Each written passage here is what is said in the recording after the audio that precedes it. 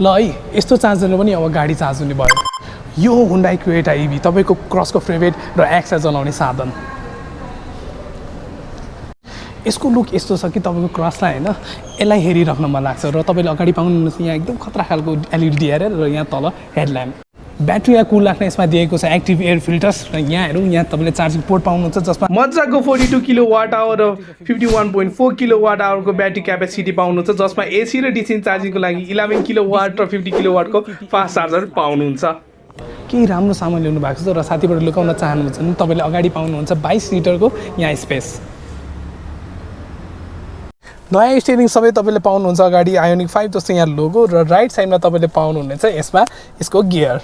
एकदम प्रिमियम खालको ड्याशबोर्ड तपाईले पाउनुहुन्छ यहाँ राम्रो स्पेस भएको ग्लो बक्स पाउनुहुन्छ र यहाँ तपाईले 10.2 इन्चको स्क्रिन पाउनुहुन्छ यहाँ तपाईले एसी कन्ट्रोल गर्न सक्नुहुन्छ यहाँ तपाईले चार्जिङ पोर्टहरु पाउनुहुन्छ वायरलेस चार्जिङ यहाँ अवेलेबल छ यहाँ साइनो बबल खालको लाइट तपाईले पाउनुहुन्छ र कप होल्डर दुईटा यहाँ पाउनुहुन्छ ड्राइभिङ मोड पाउनुहुन्छ इलेक्ट्रोनिक पार्किङ अटो होल्ड र 360 क्यामेराको अप्सन पाउनुहुन्छ र यहाँ खोल्नु भयो भने थोरै स्पेस पाउनुहुन्छ र माथि हेर्दा तपाईले गजबको सनरुफ तपाईले पाउनुहुन्छ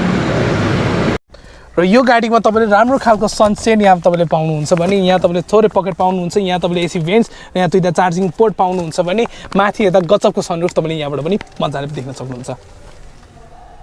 तपाईले यो गाडीमा पाउनुहुन्छ एकदम राम्रो खालको आर्मरेस्ट र माथि हेडरुम हेर्नुहुन्छ भने एकदम गजबको हेडरुम लेग रुम पनि एकदम गजबको पाउनुहुन्छ र बस्दा पनि एकदम कम्फर्टेबल यो सिट रहेको छ 433 लिटरको स्पेस पाउनुहुन्छ जसमा तपाईले यहाँ स्पेयर टायर पनि पाउनुहुन्छ र तपाईले पाउनुहुन्छ अझै स्पेस यो सिट फोल्ड गरेपछि